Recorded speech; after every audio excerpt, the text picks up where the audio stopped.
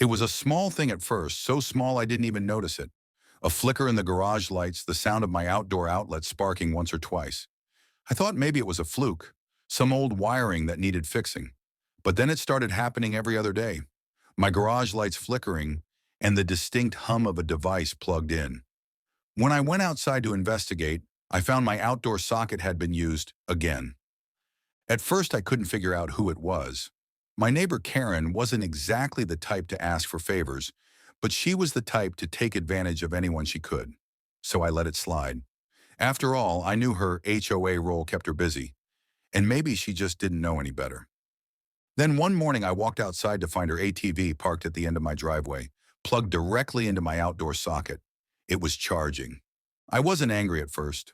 I just shook my head, walked over to her house, and knocked on her door. She answered with a bright smile. "Hi there. How's it going?" she asked sweetly, like she wasn't standing next to a vehicle draining my electricity.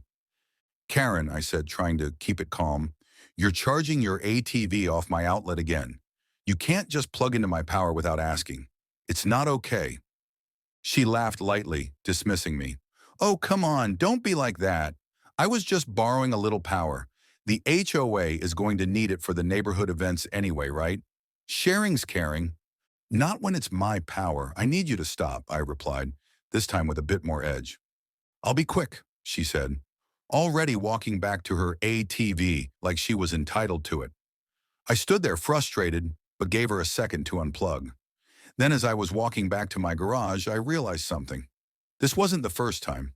I'd noticed the flickering lights for weeks, always at odd hours. That wasn't a coincidence. She'd been doing this for a while. I wasn't going to ask her again. I wasn't going to send a polite notice. This time, I was going to make sure she'd never plug into my property again. The next day, I made a few calls. I found a local electrician who specialized in custom power setups, and together we came up with a little solution for Karen. I had a dedicated circuit installed right next to my original outdoor outlet, one that looked identical. But this circuit was special. The moment anything plugged into it, the breaker would fry and short circuit. It took me a day to get everything set up. I even threw in a couple of warnings in small print on the new outlet. Not for commercial use, private property, that kind of thing. 2 days later, I saw her ATV parked in my driveway again. This time, Karen was giddy, smiling as she connected her charger to the outlet. I watched from my window, barely able to suppress a grin. I'd installed a surge protector just for her. The second she plugged in, there was a loud crack, and the lights in her garage went out. The spark from the outlet was visible from across the street. I walked outside to see her jumping back in shock, staring at the broken charger. "What happened?" she yelled, trying to unplug it, but the damage had already been done. The charger was fried, beyond repair. She turned to face me, eyes wide, the realization of what had just happened slowly sinking in. "Karen," I called out, voice sweet as sugar, "I think the power's out." She stood there fuming, a mix of embarrassment and rage across her face. "This is your fault. You did this on purpose." "I did," I said calmly, shrugging. "You've been using my power without asking. I figured I'd make sure you didn't do it again." She tried to argue, but there was nothing left to say.